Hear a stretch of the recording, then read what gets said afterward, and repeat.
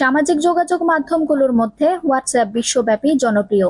বার্তা বিনিময়ের পাশাপাশি অডিও ও ভিডিও কল করার সুযোগ থাকায় ব্যক্তিগত ও প্রাতিষ্ঠানিক কাজে অনেকে হোয়াটসঅ্যাপ ব্যবহার করেন। ফলে ব্যবহারকারীদের কথা ভেবেই প্রায় নতুন নতুন ফিচার আনছে জনপ্রিয় এই অ্যাপটি। ভারতীয় সংবাদ মাধ্যম টাইমস অফ ইন্ডিয়া এর প্রতিবেদন থেকে জানা গেছে, ব্যবহারকারীদের সুবিধার্থে হোয়াটসঅ্যাপের ক্যামেরায় ছবি ও ভিডিও ধারণের সময় ব্যাকগ্রাউন্ড ও ইফেক্ট ব্যবহার করতে পারবেন। ফলে ব্যবহারকারীদের আর কোনো থার্ড পার্টির অ্যাপ ব্যবহার করতে হবে না। নতুন এই ফিচার গুগল প্লে স্টোরের বিটা প্রোগ্রামের মাধ্যমে চালু করা হবে। হোয়াটসঅ্যাপের অ্যান্ড্রয়েডের সংস্করণে এসব ফিচার দেখা গেছে।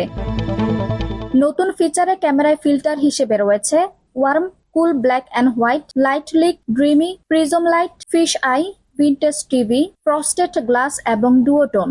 আর ব্যাকগ্রাউন্ড হিসেবে রয়েছে blur, living room, office cafe, pebbles, foodies মশ, বিচ, সানসেট, সেলিব্রেশনস ও ফরেস্ট। ফিল্টার ও ব্যাকগ্রাউন্ড আলাদাভাবে বা একই সঙ্গে ব্যবহার করা যাবে।